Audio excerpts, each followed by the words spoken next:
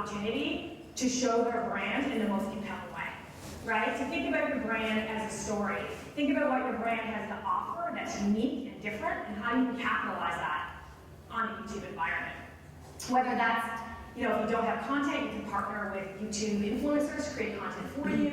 Maybe you take a couple of employees and you create a raw and authentic video, because you can do that in an environment like YouTube. People don't necessarily expect the big production.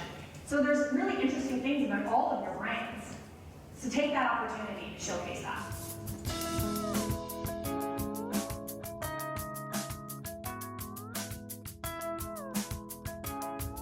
But the beauty of this equation is that it tells you one of the most fundamental truths in all of business. And that is that if marketing or anything else we do in business is going to justify, is going to merit its existence, there are only 4 ways it can do so. It enables you to get your prices up, to get your costs down, to get a bigger share of the existing pie, or to take a small pie and turn it into a big one. That's it. By definition, there are only 4 ways that we can justify what we do.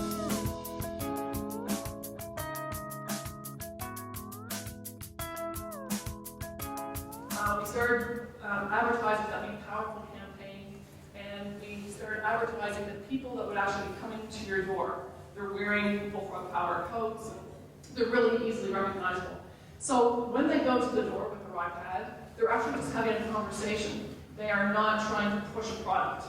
We have had many people that were not aware, because we need to educate people about the energy landscape in Canada. They were not aware of the energy landscape, and so they are educated on their doorstep if they choose to be. And we've had so many residential sign-ups from this that we're going to start rolling it out across the country.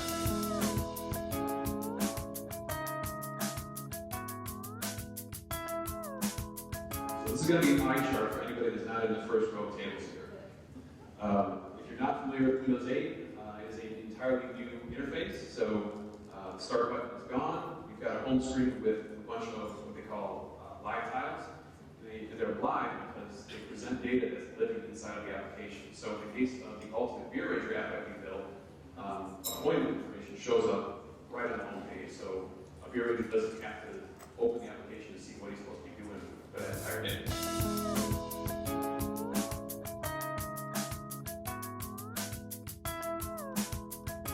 First of all, let's get this out of the way. If any of you use this line like in a meeting, shame on you. Sitting in a meeting like, okay, so what's our Twitter strategy?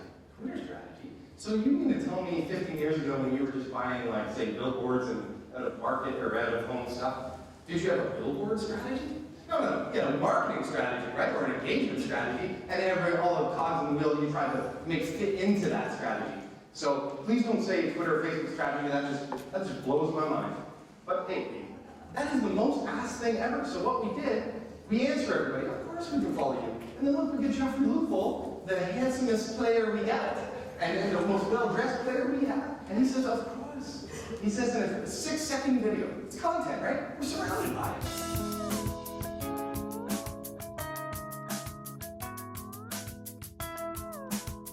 We empowered our programming team to take big risks. So whereas before we had to really play it safe because we were tied to this ticketing model. Is this band going to sell 500 tickets? Who cares? Some shows win, some shows lose. We allow our programmers to make those risks, to lose on some so that we gain on others. Now, for every major risky band we book, we have to book some sure thing. Fans, obviously the most important thing. I think it's been reiterated time and time again. We listen to every single thing they say, and we respond as immediately as possible, be it midnight on a Saturday or 9 o'clock on a Monday morning. We respond via social media, comments on our website. We respond directly to emails or phone calls. We are very proactive with our audience. We listen.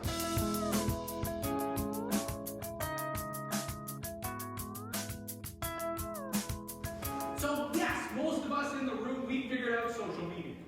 We figured out the internet.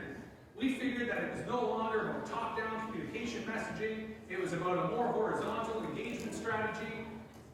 And I'm coming back and saying, do not neglect the hierarchy. Do not neglect the notion of authority. I'm an egalitarian. I'm all for a meritocratic society of equal opportunity. But the internet's not built that way. And the internet, whether by algorithm or by culture, is based increasingly on a type of hierarchy of social power. And we'd be fools to ignore it. But we'd also be fools to ignore the data that is being created, that we should be collecting. That can't just be done in a random kind of engaging with people way. Has to be formatted, has to be clean, has to be structured.